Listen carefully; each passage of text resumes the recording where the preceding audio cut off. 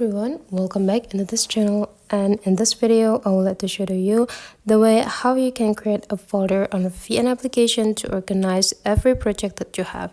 So here, just open your VN application on your phone and wait until it's open. So basically the first look that you will be faced will be like this, and if you want to create a new folder, you just need to go tap into this three small dot right here, and then you just need to tap create a folder.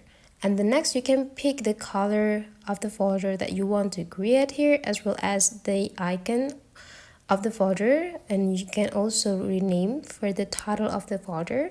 Let's say here a project for the title, then go click return and create folder.